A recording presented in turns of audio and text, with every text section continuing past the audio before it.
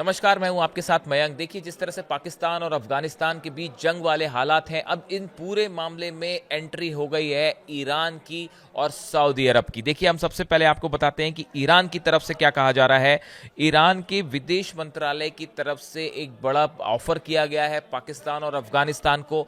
Iran का कहना ऐसा है कि हम इस पूरे मामले में मीडिएटर की भूमिका निभाने को तैयार हैं, हम इसमें हस्तक्षेप करने को तैयार हैं। अगर आप चाहें तो हम मध्यस्थता करें और आप दोनों के बीच में सुलह करवा सकते हैं। इस तरह की बात ईरान की तरफ से कही गई है। देखिए, ईरान के जो विदेश मंत्रालय के प्रवक्ता हैं इस्माइल बघाई, इनकी तरफ से ये बयान आया है। Ismail Baghaei said Tehran was prepared to act as a mediator to help resolve Pakistan Afghanistan cross border tensions. Iran urge dialogue restraint to prevent escalation of tension between Pakistan and Afghanistan. Ismail Baghai expressed concern over the recent development between Pakistan and Afghanistan. He said the necessary of the mutual respect for the territory. उनकी तरफ से ये कहा गया, Iran जो है उसकी तरफ से ये बयान, विदेश मंत्रालय के जो प्रवक्ता हैं उन्होंने ये कहा। उन्होंने 3-4 बड़ी बातें कही हैं।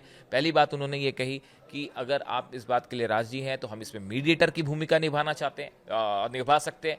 दूसरी चीज़, दोनों देशों को इस मामले में रिस्ट्रेन बरतना चाहिए, यानी कि जंग वाले हालात पैदा नहीं होने देना चाहिए और शांति बनाए रखने की कोशिश करनी चाहिए। इस तरह की बात ईरान की तरफ से कही गई है। अब देखिए, ईरान जो है वो हमने हाल ही में देखा था कि ईरान और पाकिस्तान के बीच में बायलैटरल मीटिंग भी हुई थी, बैठक भी हुई थी। उसके बाद जिस तरह से ये एस्केलेशन हुआ, पिछले कुछ दिनों में एकदम जंग वाले हालात हो गए और एक दूसरे की तरफ से ज़बरदस्त हमले हुए एक दूसरे पर। उसके बाद ईरान की तरफ से ये बड़ा बयान आया है। इतना ही नहीं, सऊदी अरब की तरफ से भी इस मामले में बड़ा बयान आया है। देखिए, सऊदी और पाकिस्तान के बीच जिस तरह से अभी हाल ही में एक समझौता हुआ, नेटो टाइप समझौता था, आर्टिकल 5 जो नेटो का कहता है कि एक देश पर हमला दूसरे देश पर भी हमला माना जाएगा, इस तरह का पैक्ट सऊदी और पाकिस्तान के बीच में है। उसके बाद बार बार ये सवाल उठा रहे थे, कई व्यूअर्स भी ये सवाल पूछ रहे थे कि क्या सऊदी पाकिस्तान की मदद करेगा इस मौके पर, इन हालात में, क्योंकि तालिबान की तरफ से जो दावा किया गया वो बड़े हमले का दावा किया गया है पाकिस्तान के ऊपर, और उसके नंबर्स की भी हम बात करेंगे कि कौन क्या दावे कर रहा है। लेकिन देखिए, सऊदी ने क्या कहा वो हम बताएंगे। The kingdom affirms its support for all regional and international efforts aimed at promoting peace and stability and its continued commitment to ensure security. Saudi की तरफ से ये कहा गया है कि इस पूरे एरिया में शांति के लिए जो भी कोशिशें होंगी हम उसके साथ खड़े हैं, उसमें कंट्रीब्यूट करने के लिए, उसमें मदद करने के लिए तैयार हैं। Which will achieve stability and prosperity for the brotherly Pakistan and Afghan people, it added. उन्होंने कहा कि हम चाहते हैं कि अफगानिस्तान और पाकिस्तान के बीच शांति हो और वहाँ पे जो जंग वाले हालात हैं वो ख़त्म हो, ऐसे हालात वहां बनाए जाने चाहिए। इसके साथ ही the kingdom calls for restraint, avoiding escalation and embracing dialogue and wisdom to contribute to reducing tensions and maintain security and stability in the region, Saudi foreign ministry said.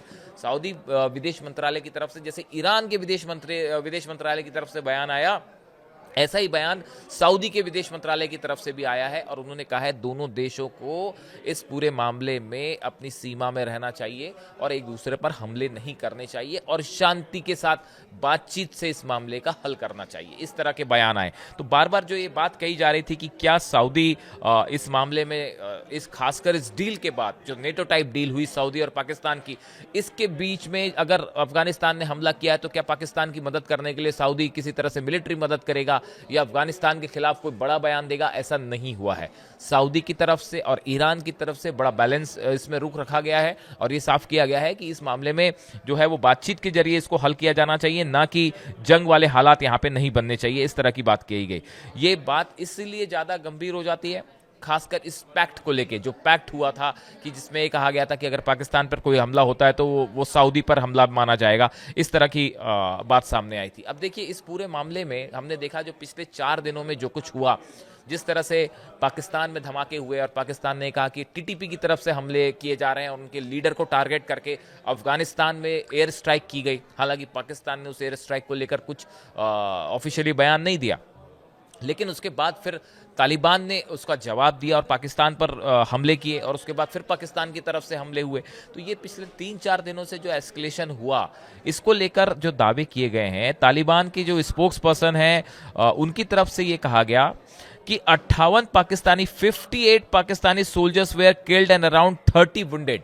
जो तालिबान के स्पोक्स पर्सन हैं उनकी जैबुल्लाह मुजाहिद, इनकी तरफ से ये कहा गया कि 58 पाकिस्तानी सोल्जर्स की मौत हो गई है और 30 घायल हो गए, वाइल 9 तालिबान फाइटर्स डाइड, और जबकि 9 तालिबान के जो लड़ाके हैं इनकी मौत हुई है। ये उनकी तरफ से बात कही गई। Pakistan military said 23 of its soldiers and over 200 Taliban affiliated forces way killed. जबकि पाकिस्तान की तरफ से यह दावा किया गया कि 23 जो है वो सोल्जर्स पाकिस्तान के जो है वो इसमें मारे गए हैं और 200 तालिबान के लड़ाके मारे गए। यानी कि ये नंबर्स को लेकर आपस में काफी मतभेद दिखाई दिया दोनों के बीच में। और इन हालात में जो है दोनों देशों के बीच में अभी फिलहाल जबरदस्त टेंशन है। देखिए, तालिबान के जो विदेश मंत्री हैं वो इस समय भारत के दौरे पे हैं और भारत से उन्होंने बड़ा संदेश दिया है पाकिस्तान को, और उन्होंने कहा है कि इन हालात में, इन सूरत हाल में पाकिस्तान को मुकम्मल जवाब दिया जाएगा अगर हमले होते हैं तो। उन्होंने सीधा संदेश दिया इस बात को लेकर। अब देखिए, जिस तरह से 4 दिन का डेवलपमेंट है, अब सबकी नज़र है कि अगला कदम क्या होगा। क्या एक बार फिर तालिबान की तरफ से हमले होंगे पाकिस्तान पे, या पाकिस्तान कोई बड़ी कार्रवाई फिर करने जा रहा है। जिस तरह से टीटीपी के हमले हो रहे हैं, पाकिस्तान के अंदर धमाके हुए और पाकिस्तान ने आरोप लगाया कि टीटीपी की तरफ से ये हमले हो रहे हैं, उसके बाद से तनाव और बढ़ा हुआ है और पाकिस्तान के कई शहरों में बड़ा प्रदर्शन हो रहा है, एक बड़े अनरेस्ट की स्थिति है। इन हालात में अब इस मामले में ईरान और सऊदी की एंट्री मामले को एक नया रूप दे रही है, जिसमें अब देखना है कि दोनों देशों के बीच आने वाले दिनों में हालात कैसे होते हैं। जो भी अपडेट होगा आप तक पहुंचाएंगे। Thank you so much.